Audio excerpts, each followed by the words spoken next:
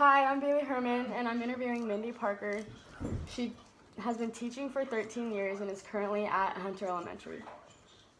So what accommodations do you provide for children with special needs? Well, basically, you're constantly providing accommodations for all kids. You've got to learn what works for them and what doesn't. But some common ones for kids with special needs are preferential seating, pre-teaching and reteaching. You're doing a lot of repetitive things. You're trying different strategies with even things like yellow paper and red pens. Depends on what they have going on.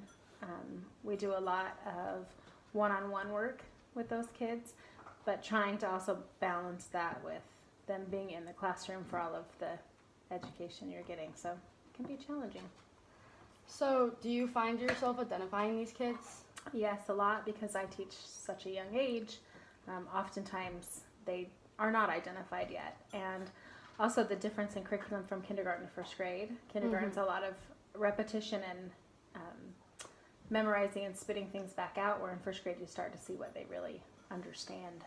Yes, that is true. So how well do the general ed program and the special ed program coexist?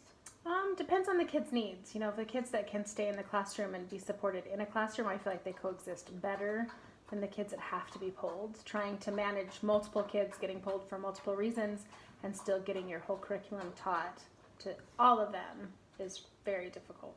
So how do you teach, like, what they missed when they were gone?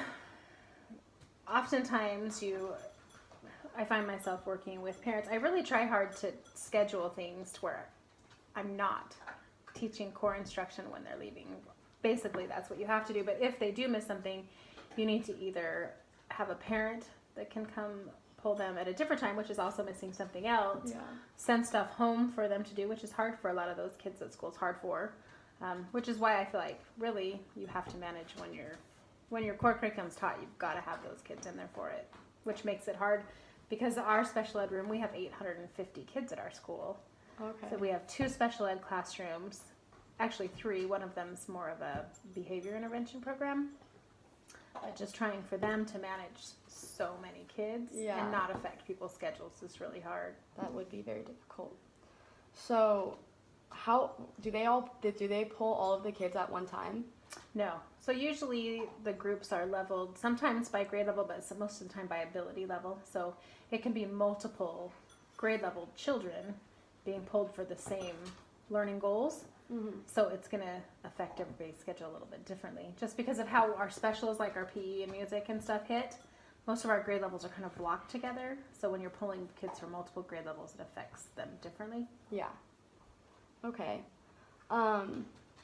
So have you had a paraprofessional in your classroom before? Most years I do. I don't this year. I don't have any identified special ed children in my classroom right now. Oh, okay.